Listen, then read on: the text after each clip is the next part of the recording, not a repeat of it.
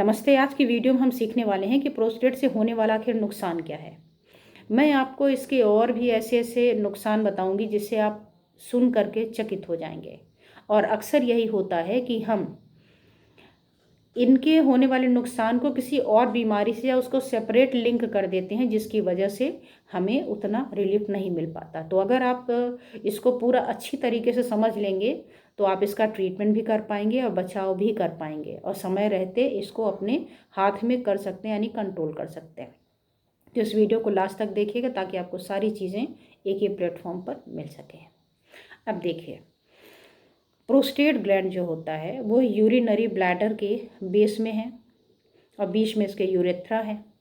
इसके ठीक पीछे क्या है? इसके ठीक पीछे है आपका रेक्टम, जैसा आप पिक्चर में देख रहे हैं। अब पीछे रेक्टम है, आगे आपका यूरेथ्रा है और ऊपर इसके ठीक यूरिनरी ब्लैडर है। उसके और ऊपर जाए तो क्या है? किडनी है, ठीक। और नीचे की ओर हम देखें तो यूरेथ्रा में ही सीमेन स्पर्म भी आ रहे हैं एक ही रास्ते से। तो जो प्रोस्टेट बढ़ेगा तो क्यों केवल यूरिन से रिलेटेड प्रॉब्लम होगी? सोचने वाली बात है। लेकिन ज़्यादातर चूंकि प्रॉब्लम यूरिन से रिलेटेड होती है तो हम इसको उसी से रिलेट करके मानते हैं। तो आज के इस वीडियो में मैं आपको ग्रेड वाइज बताऊंगी कि किस ग्रेड में शरीर के किन किन ऑर्गन्स पे और कैसे कैसे नुकसान हो सकता है। तो सबसे पहले बात करते हैं कितने ग्रेड होते हैं। तो इसके होंगे 3 ग्रेड, ज़्यादातर मोटा मोटा अगर हम बांटें तो 3 ग्रेड।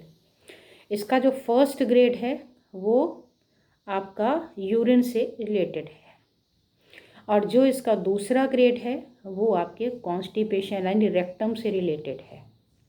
इसका जो थर्ड वाला ग्रेड है वो आपके जेनाइटल एरिया से और किडनी से रिलेटेड होता है।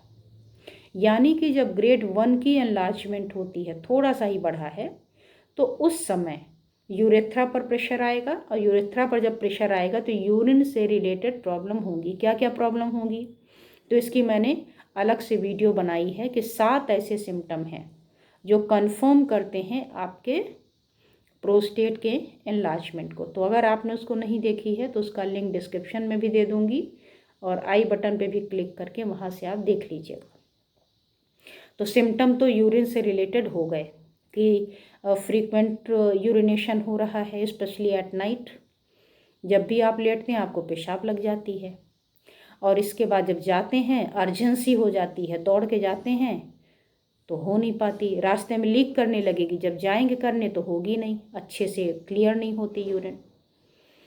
और ड्रिबलिंग भी हो जाती है, कभी थिनिंग हो जाती है उसके फ्लो में, हेजिटेंसी हो जाती है, जाएंगे और जाने पर हो नहीं रही है, बीच बीच में हो रही।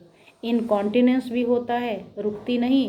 और रिटेंशन भी होता है कि पेशाब कर लिया, नॉन एम्प्टी फीलिंग हो रही, पेशाब करके उठे, लग रहा है दोबारा और जाना है। तो इस तरीके के जितने भी सिम्टम्स हैं, कभी कभी हेमेच्यूरिया हो जाता है यानी ब्लड आने लगता है यूरिन में, जलन हो जाती है, बहुत सारी चीज़ें हैं। तो वो उस वीडियो में पूरा डिटेल मैंने बताया, तो वहाँ से आप देख लीजिएगा। यहाँ मैं बता रही हूँ ग्रेड 1 की बात। तो ग्रेड 1 में क्या होगा कि जो आपका यूरेथ्रा वाला एरिया है वो इरिटेट हो जाएगा। तो जब वो इरिटेटेड होगा तो क्या सिम्टम आएंगे जो मैंने आपको बताया है यूरिन से रिलेटेड। अगर इसका ग्रेड और बढ़ेगा, इसका एनलार्जमेंट और होगा, तो उसकी वजह से क्या होगा? यूरेथ्रा कंप्लीटली ब्लॉक करने लगता है। जब इसका ग्रेड और बढ़ेगा तो उसमें क्या होता है? पीछे की ओर दबाव जब ये डालेगा तो आपका जो रेक्टम है उस पर प्रेशर आता है, तो वो इरिटेटेड हो जाता है। जो सिम्टम आपके यूरिन से रिलेटेड आते हैं वही सिम्टम आपके अब स्टूल से रिलेटेड आने लगेंगे। यानी कि बार बार स्टूल की फीलिंग होगी, स्टूल करने जाएंगे तो प्रॉपर होगी नहीं, आपको लगेगा बस होने वाली है होने वाली है। तो जो जो सिम्टम्स मैंने आपको यूरिन के बताए हैं, सेम सिम्टम आपको यहाँ पर मिलेंगे, किसके? स्टूल के, मल के। तो ये तो हुआ हमारा सेकंड ग्रेड। जो थर्ड ग्रेड है, इसमें बात कहाँ पहुँच गई? ऊपर निकल गई किडनी में और नीचे जेनाइटल एरिया में भी इरिटेशन देगा। तो थर्ड में हमारे क्या होता है कि जो यूरेथ्रा होता है वो कम्प्लीटली ब्लॉक कर जाता है। और जब कम्प्लीटली ब्लॉक कर गया तो इसका यूरिन कहाँ जाएगा? पीछे जाएगा। आगे तो रास्ता बंद है तो पीछे ही जाना है। पीछे कौन है? किडनी। तो जब वापस जाता है तो उसकी वजह से क्या होता है आपका सीरम यूरिया और सीरम क्रेटिनाइन बढ़ने लगता है। सीरम यूरिया और सीरम क्रेटिनाइन बढ़ने से क्या होता है ये आपको पता है। उससे होता है आपका एक्यूट रीनल फेलियर। आप सोचते हैं कि इसका क्या कारण है, मेरे को समझ में नहीं आ रहा है। तो कभी तो यूटीआई इसका कारण बन जाता है और कभी प्रोस्टेट का एनलार्जमेंट भी इसका कारण बन सकता है। और जब ये दोनों बढ़ेंगे तो ब्लड प्रेशर भी हाई होगा। शरीर में इतनी बड़ी घटना हो रही है, पेशाब आगे नहीं बढ़ रहा है, तो टेंशन तो होगी ना।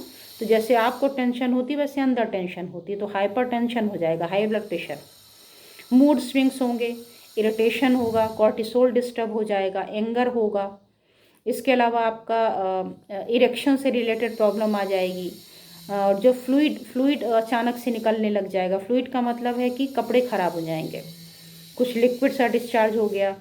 सीमेन और स्पर्म से रिलेटेड डिफेक्ट्स आ सकते हैं। लेकिन चूंकि एज ज़्यादा है तो हमें चूंकि स्पर्म और सीमेन से कोई बहुत ज़्यादा मतलब नहीं होता, इसलिए लोग चेक भी नहीं कराते। लेकिन अगर यही प्रॉब्लम थोड़ा सा कम एज में हो जाए तो इससे रिलेटेड समस्या भी आपको देखने को मिल सकती। तो आप प्रोस्टेट एनलार्जमेंट की समस्या में केवल यूरिन को ही ना कंसीडर करें, इन समस्याओं को भी देखें। अगर आपका प्रोस्टेट एनलार्ज है और ये भी समस्या है तो आप इसके साथ साथ प्रोस्टेट का ट्रीटमेंट ज़रूर कर लें। उसको आप इग्नोर ना करें कि चलो ये तो एज रिलेटेड है।